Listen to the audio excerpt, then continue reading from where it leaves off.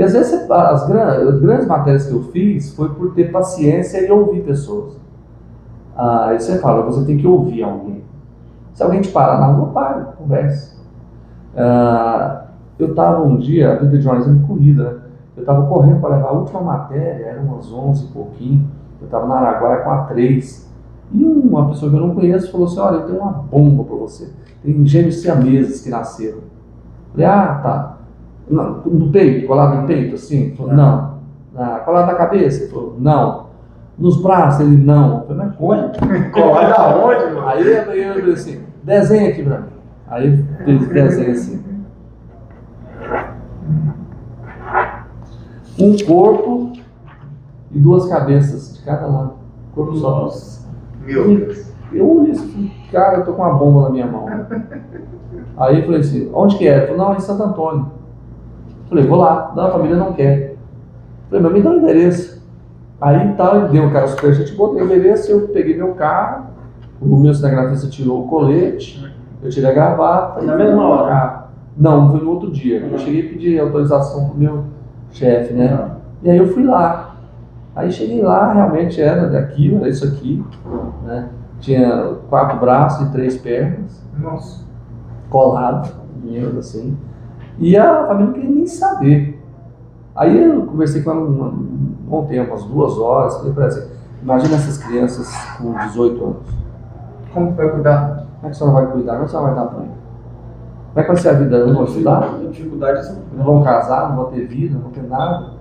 Aí eu falei assim, eu não sei se tem como separar. Ninguém, aqui no Centro não tinha feito nenhuma cirurgia de separação de gêmeos siameses. Ela falou assim, mas a gente pode, e ela é pobre, a gente pode pedir ajuda e pode pedir um médico para avaliar ver se existe uma solução para isso.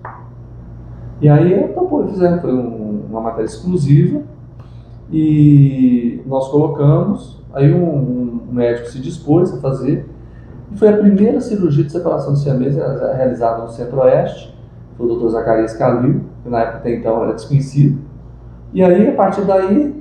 E hoje é referência. Não, hoje é referência. O pessoal vem de então, assim, fora. a minha reportagem, a nossa reportagem, abriu as portas para uma coisa que virou referência no mundo, né? Porque eu até Discovery Channel já fez matéria sobre esse trabalho. O pessoal vem de fora para aprender, né? As técnicas que eles usaram aqui, né? Isso que eu acho que deve ser muito prazeroso nessa profissão, saber que através de você, da sua insistência, persistência, conseguiu mudar um patamar, né? Porque você mudou um patamar de algo que ninguém nunca tinha feito e hoje é uma referência para o mundo inteiro, né? Então assim, por quê? Porque eu tive a paciência de ouvir. Se eu deixasse passar as partes, eu tô com pressa, não teria pego. E também ter a humildade de explicar, né, para aquela família que seria muito difícil, né? Porque a pessoa às vezes chega lá, não quero não, vamos embora, também não tem aquela humanidade de explicar que seria muito difícil. Então, por exemplo, uma das coisas que eu também tenho orgulho de ter feito foi assim, a Romaria do Divino Pai Eterno é uma das maiores do Brasil, né? Recebe lá 3 milhões de pessoas. É verdade. E nós temos, são 15 ou 16 clipes com artistas, com uma música que é composta lá, que é o Hino do Romero. Então lá tem o que chama Romaria, levantei cedo, ajudei a boiada, né? E um dia nós fizemos uma matéria e sobraram imagens.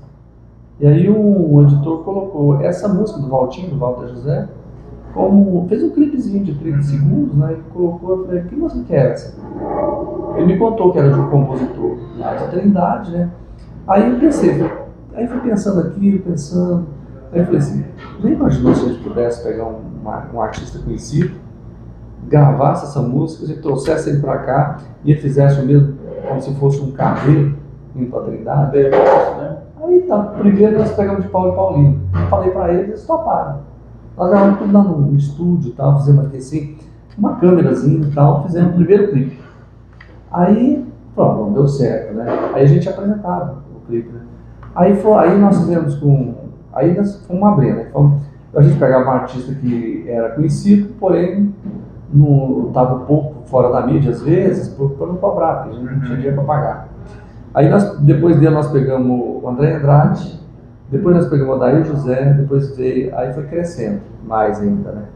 Vai dando visibilidade, né? com ele, mas assim, esses 3 primeiros assim, foram muito importantes pra gente, muito bons. Que abriu, né? Abriu as portas, assim, muito bom. Veio Moacir Franco, aí depois a gente gravou com Guilherme Santiago, Sérgio Reis, Vitor e Léo, Guilherme Solimões, com o Rick. A gente gravou com Edson e Hudson, Trio Parada Dura, Amaro Batista, Zé Ricardo, Thiago, tem até mais aí. Então, assim, virou uma marca, né? 15 clipes que a gente fez, Zé Giovanni, e eles vinham, os artistas vêm pra cá, gravam com a gente, fica aqui, a gente não paga nada para eles de cachê, a gente só paga o hotel, comida e leva eles de transporte. E o arranjo tudo por conta deles. Então virou uma marca, né? E deles também, de vir fazer esse trabalho. Sim. Se você pegar, por exemplo, depois pegar esses clipes, você vai ver que os últimos são muito bem produzidos, que foram produzidos juntamente com a FIP, que é o trabalho hoje da TV Pai Eterno, né? Que essa música, os direitos dela são da TV Pai Eterno. Então, foi uma coisa que você pega as situações e elas são transformadas em grandes projetos. E lá na TV Pai Eterno, seu trabalho é jornalístico também? Lá tem um programa, um telejornal. Ele vai das 6 às 7, só que ele é nacional. Ela é nacional. Aí a gente tem correspondente na França, nós temos no Paraná, nós temos no Belo Horizonte, temos no Pernambuco, São Paulo, Brasília. Então a gente tem correspondentes em várias partes, né? E é um jornal de cunho nacional que a gente faz. Então ele vai das 6 às 7 da noite todos os dias. Ao vivo também? Ao vivo. Daqui a pouco tá indo pra lá. É isso aí. Coisa boa. E é uma experiência. Você já tira de letra, né? Ao vivo você tá em casa. Né? Eu sou muito tranquilo. Embora você tenha. É aquela história, né? Ao vivo é ao vivo. Todo dia é ao vivo. Todo dia é uma luta diferente. É uma batalha, Você tem que estar pronto porque você vai trabalhar com informação, entrevistas, você tem que estar bem informado, né? As coisas acontecem hoje, você fala à tarde. Então, se eu chegar lá sem saber o que está acontecendo, pode ter uma entrevista, né? Que eu preciso estar informado. Então, a matéria-prima do jornalista é a informação, que é fundamental você ter. E chega assim, você chegar para gravar e chegar a informação na hora, você tem que pegar ali, engolir e sair para falar? Sim. O dia que a Marília Mendonça morreu, a morte dela foi confirmada às 5h40 da tarde, mais ou menos, né? O jornal começou às 6. Nós tivemos que entrar com imagens e tudo improviso, né? Então eu tinha que saber da história dela, onde que ela estava fazendo show, né? Um pouco do que ela fez, composição, música, né? E aí a gente foi embora, né? O dia que o Iggs morreu, por exemplo, nós temos um programa de 3 horas de duração, ao vivo, né? Só falando a história dela. Né? Porque foi anunciada de manhã, né? Então você já tinha que chegar lá. Até do Iggs acho que você tirou de letra, porque você acompanha a história dele desde o começo, né? Eu conheço muito, né? Assim, porque na verdade é aquela história, você tem que ser. Você não pode conhecer só a partir do momento que você nasceu. Você tem que conhecer tudo, né? Tem que saber desde quando ele era vereador em 58. O homem ali fez história, né? Tem muita história aqui em Goiás, né? Tem muita história. Muito trabalho. O Goiás era praticamente no chão, né? Construiu muita coisa. Se eu for uma pessoa, o Iggs foi uma pessoa, como diz, sempre tocador de obras, né? Na área de infraestrutura, sempre foi um cara que fez muito. Acho que, na minha opinião, por exemplo, na área de saúde, educação, ele podia ter feito mais. Eu acho que ele podia ter feito mais. Na infraestrutura, asfalto. Ele fazia asfalto, né? Obras, grandes obras, etc. Deixa a marca dele, né? É uma pessoa que faz parte da história, talvez seja o político mais,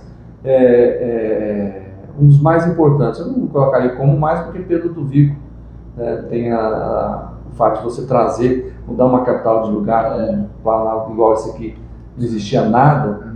Você tem que ter coragem, né? É verdade. Tem que vir, cara é coragem. Você enfrentar toda uma estrutura política que estava há muitos anos, séculos, né? Você brincar, né? Você tinha um domínio da família Caiado, né? E ele chegou exatamente para tirar isso da cidade de Goiás para trazer para cá.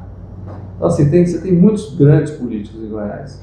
Agora, esses dois realmente eles estão bem, assim, Mauro Borges, excepcional, né? Um cara visionário também, né? Implantou muita coisa importante para Goiás. Você disse que foi lá para os quilombolas, para os índios. Como é que é gravar lá no meio dos índios? Assim? Deve ser muito difícil a comunicação. Não, nos Calunga, não, porque eles falam português. Eles têm a linguagem. Agora, quando é no meio dos índios, eu fiz uma parceria uma época, estava no começo da minha carreira, com a PUC.